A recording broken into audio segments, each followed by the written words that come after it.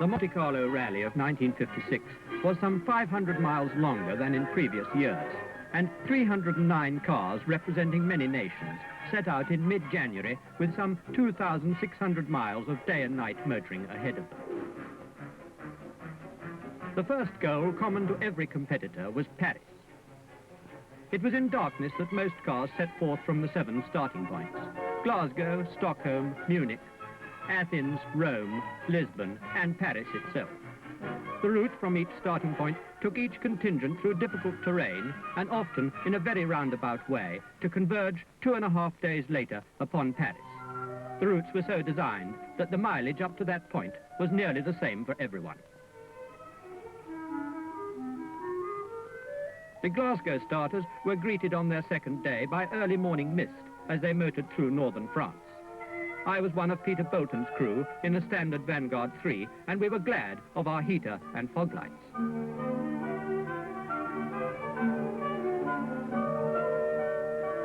Our route took us past Chartres, whose cathedral spires rose out from the morning mist.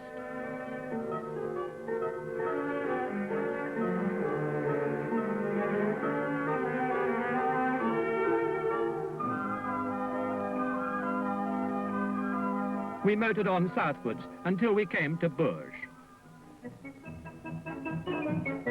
Throughout those 1,900 miles to Paris, there were control points, such as this one in the shade of Bourges Cathedral. For each stage between control points, the organizers had set a maximum and minimum average speed. These speeds varied according to the severity of the stage, but in general, one could incur a penalty for exceeding approximately 45 miles an hour average or falling below about 33 miles an hour average.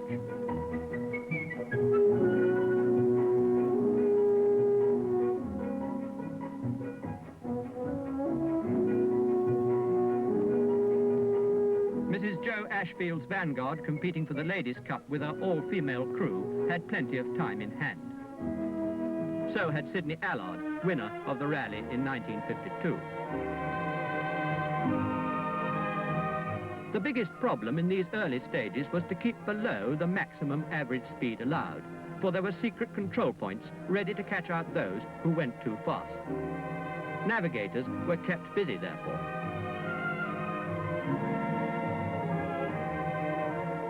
And some navigators had a cold time doing it. The Munich starters had joined the Glasgow route by now, and the German Becker led them in his 300 SL Mercedes.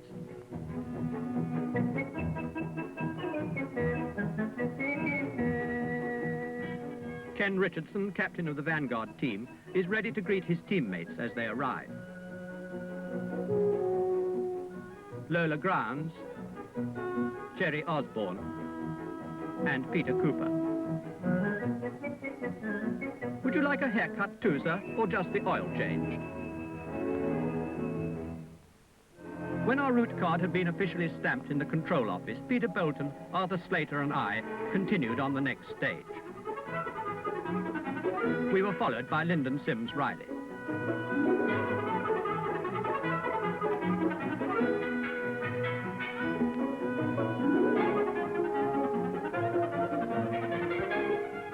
Our route took us further south through Clermont-Ferrand to Aurillac, before turning east and then northwards in our great loop encircling central France.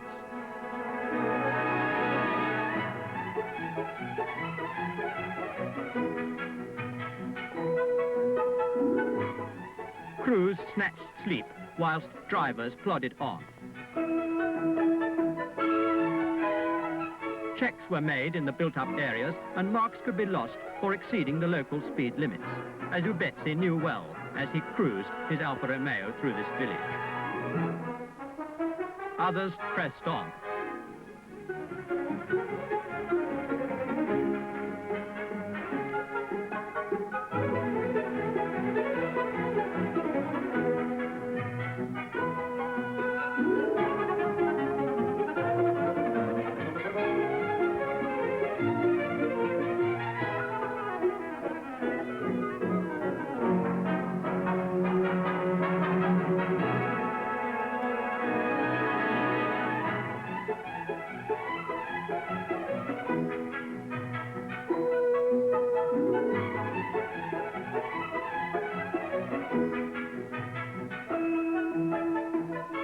normal traffic was in no way halted for the rally.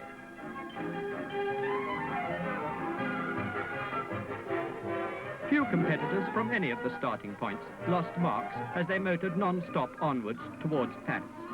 There was little or no snow and ice, merely occasional fog, and a lot of rain in the night section over the mountains of central France. We had to press on hard, though, and any mechanical failure, however slight, would undoubtedly have made us late at the controls. Ken Richardson's Vanguard damaged its suspension when it hit a deep gully, and he had to retire, so he missed the bright lights of Gay Paris.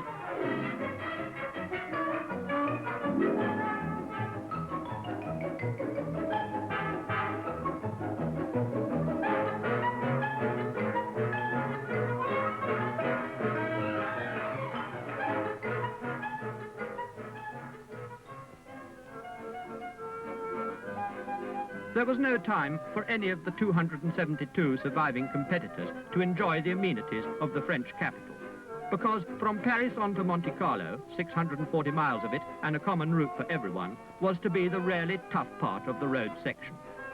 The location of the control points was a secret until we left Paris, but we knew that the route was not to be a main road one. It was to take to mountain passes, up to some 4,000 feet.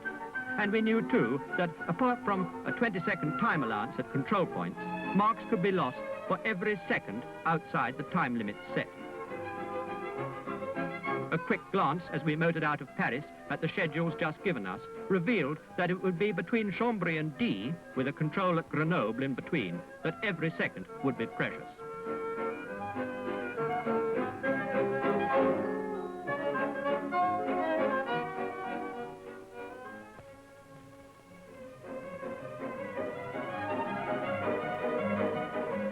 The section from Chambry to Grenoble was the undoing of many a hope of victory. Many, like ourselves, ran into fog and mist around the monastery of Chartreuse and on the Col de Port.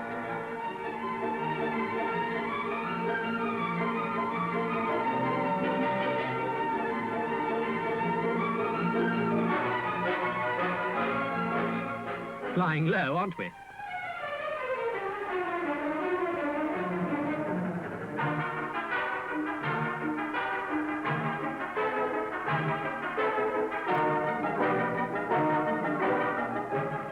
It was a question of driving the car to its limits whenever the visibility allowed. For a second lost was hard to win back, and the second lost was a mark lost too. The section from Grenoble to D was hardly less difficult. The mist was rising, but the long descent of the Col de Rousset tested brakes and steering to the utmost. It was here that we competitors could thank the designers and the manufacturers, for our very lives depended on their drawing boards and their assembly shops. Further on from D through Sisteron and Digne, many drivers found that dawn had broken at Entrevaux in the Alpes Maritime, some 50 miles inland of Monte Carlo.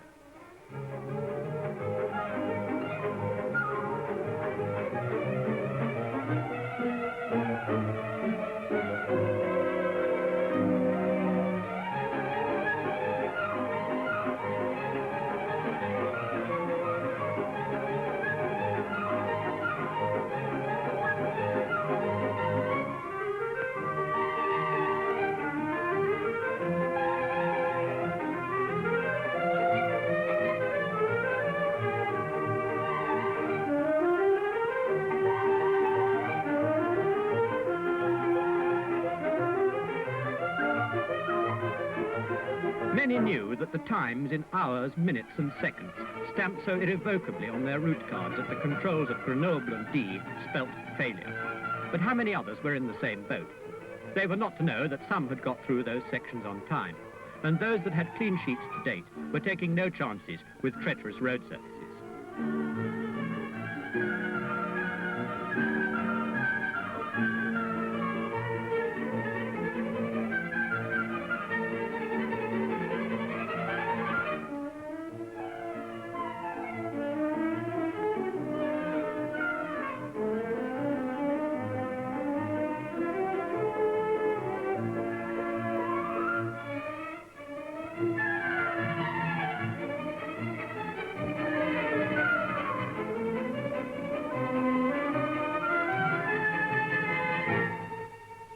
2,500 miles covered during the last 3 days and 3 nights motoring.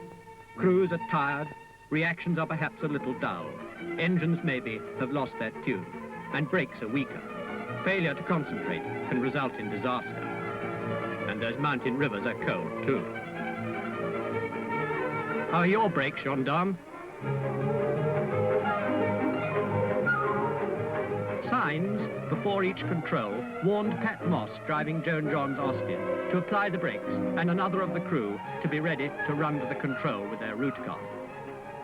No time to be lost in getting away either, because the time of arrival is also the time of departure on the next stage. The two-stroke German DKW is a force to be reckoned with in international rallies. Nearly there, but no excuse to let up effort yet.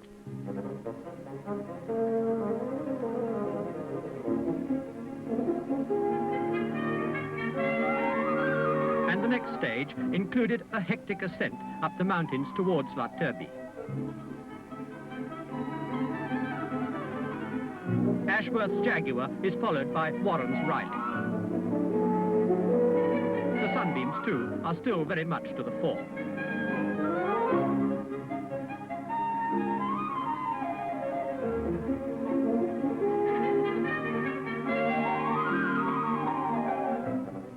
There's little time for drivers to see the picturesque mountain villages. We must come back for a summer holiday sometime. Bewley had brought his Ford Zodiac over from Era for the rally. Peter Bolton was driving our standard Vanguard at this stage.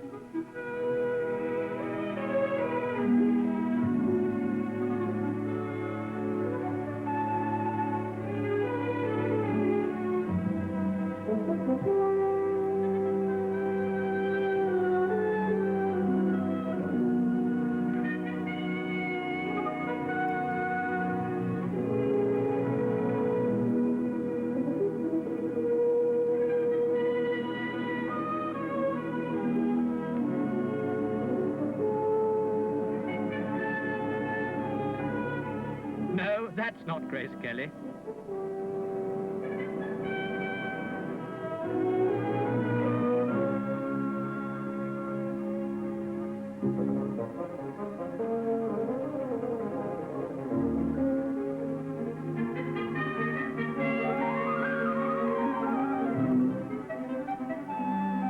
The journey's end, perhaps? No. A braking test on the very edge of the town.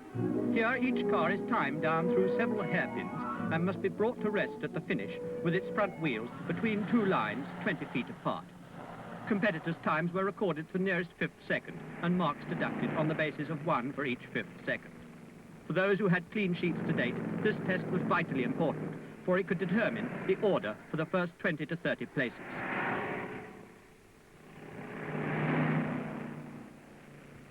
Peter Harper knew this well as he brought his car down to the end of the test.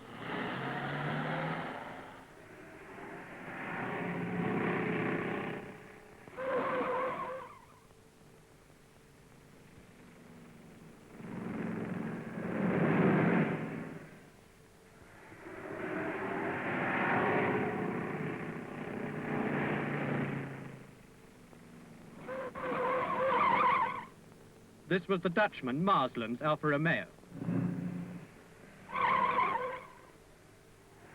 And Cecil Bard's Jaguar. Bassett's Standard 10.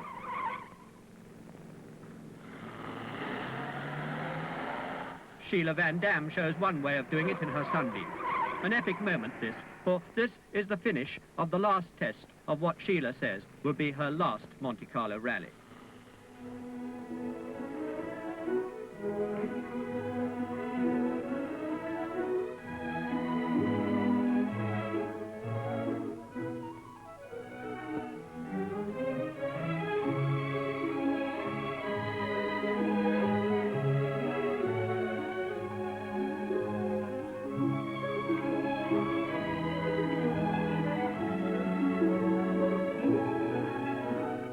Few will deny that the hard work of the last few days could scarcely be better rewarded than the glorious scenes of Monte Carlo. But it's not over yet. Once cars had been checked by the scrutineers, they were left untouched in a sealed car park under the watchful eye of officials. Overnight, the organisers inspected route cards and totalled up marks lost. Outside Rally HQ the next day, a large board showed the position so far. The 90 best were to go on to the mountain circuit.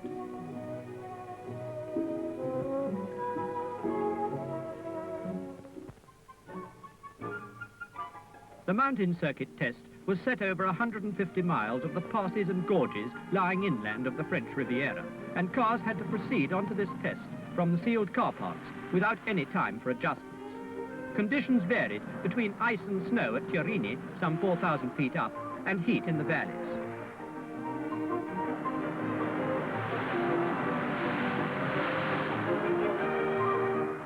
The Dutchman Willem Tuck had started from Stockholm in his 300 SL Mercedes.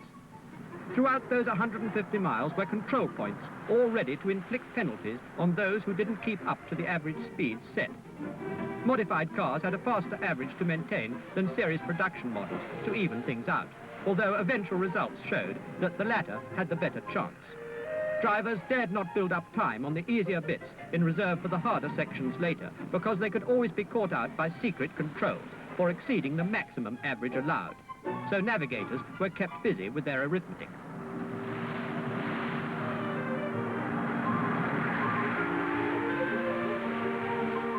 Tommy Clark's AC was followed by Madame Blanchot's Porsche, winner this year of the Coupe des Dames. Ken Wharton's Austin had a puncture later on, losing him valuable time.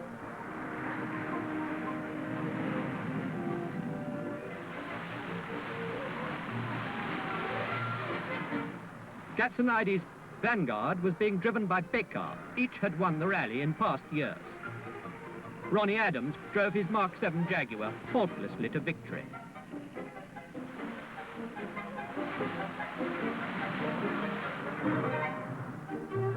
And Peter Harper's Sunbeam was a gallant equal third.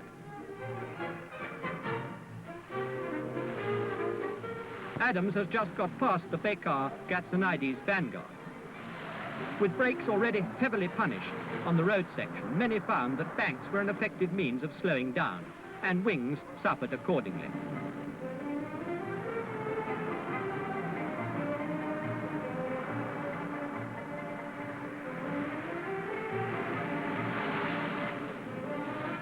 Those who had wisely preserved their brakes were glad of them now, and Edward Harrison brought his Ford Anglia into a commendable 15th place.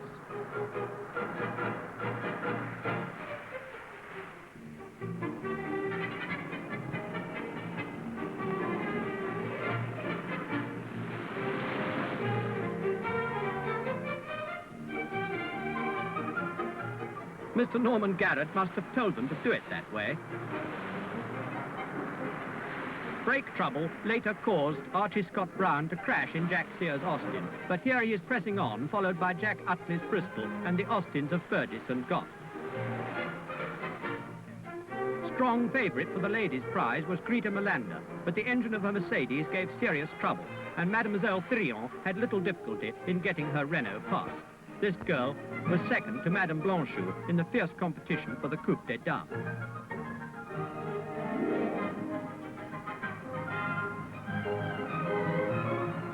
Chiron's Lancia and Tax's Mercedes are now nearing the end of the mountain circuit.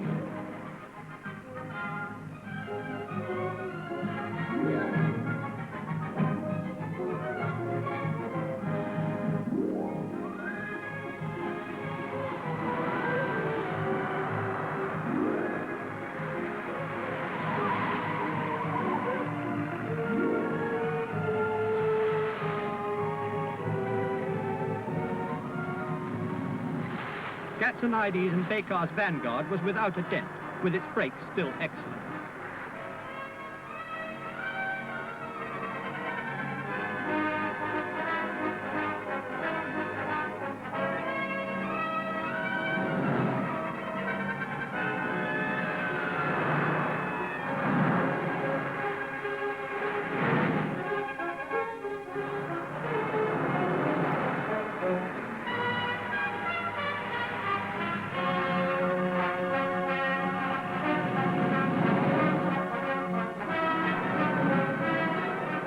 The 1956 Monte Carlo rally was nearing its end, and the mist, which element of the weather had been notorious throughout, thickened.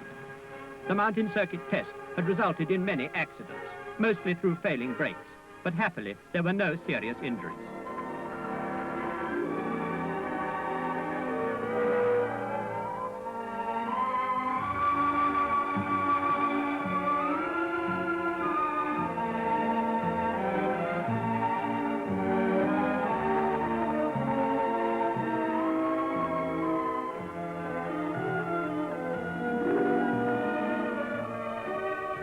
The rally as such was over, but the next day the terrace outside the casino was the scene of the usual concours, famous the world over as an exacting competition with prizes for comfort and road safety. This is almost a separate competition to the rally itself, except of course that competitors must have completed the 2,600-mile rally first.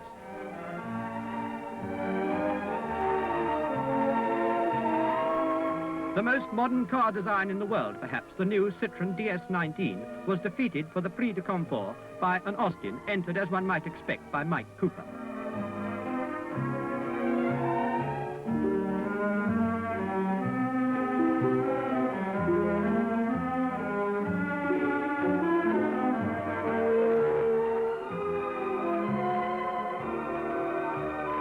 Safety award went to a Vanguard 3, Gatsonides, a well-deserved victory. Bear in mind also that his car finished 8th in the general category of the rally, and over 300 cars, many of them of extremely expensive design, were against it. The TR2 hardtop was not eligible to compete under the regulations of the rally. Otherwise, it would probably have found its way to the prize giving in the square outside Prince Rainier's palace.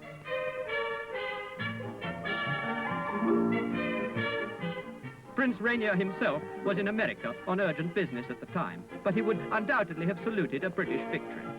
Ronnie Adams, Jaguar.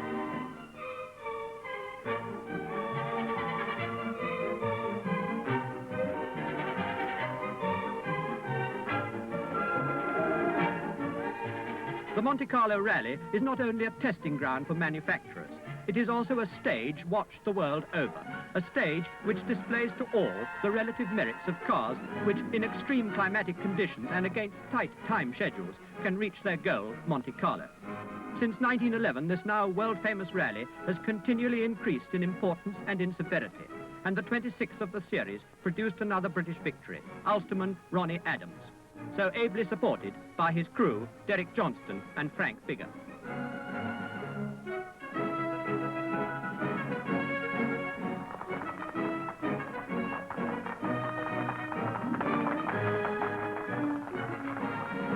Monsieur Court had brought his DS19 Citroën into 7th place in the debut of this new model in international rallies.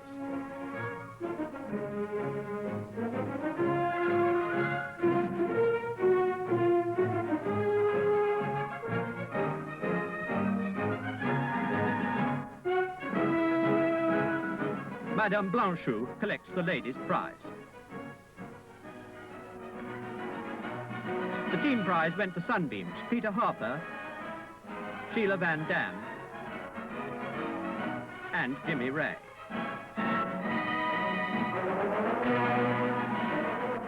A great many prizes went to Gatsonides and his Vanguard 3.